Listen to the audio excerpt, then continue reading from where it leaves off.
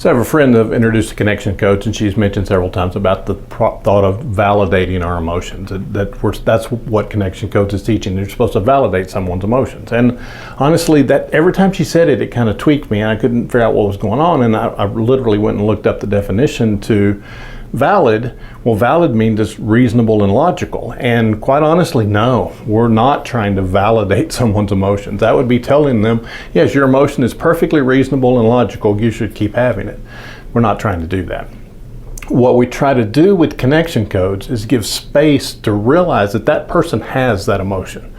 We can't out logic them and tell them they're not allowed to have their emotion, or we can, but it's not very successful. So it's just giving space for that emotion to exist, because it already does. You're just acknowledging the existence of that emotion. You're not saying your emotion is good and valid, because quite honestly, a lot of the time, probably a majority of the time, our emotions are not valid. We're getting a message and it triggers something in our trauma, in our memories and whatever, and it triggers something. And so what we're really receiving, that emotion we're experiencing, isn't rational, isn't reasonable and valid. So we need to take the time to sit with it, to realize that it's not, and process it with someone else or by ourselves or whatever. So that's what we're trying to do. We're not trying to say, yes, your emotion's valid, it's okay to have that emotion, or it's healthy to have that emotion, because it may well not be.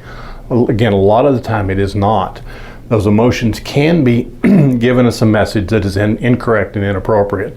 And if we act on that emotion, we're going to act inappropriately. And that's one of the things we want to try to avoid. So it's more of just giving space for that emotion to exist and let it sit there so we can examine it, instead of just saying, yep, that's your emotion, that's valid, let's go with it. Let's jump off this cliff, or whatever the emotion is bringing to mind then. So anyway, just a little clarification. Bye.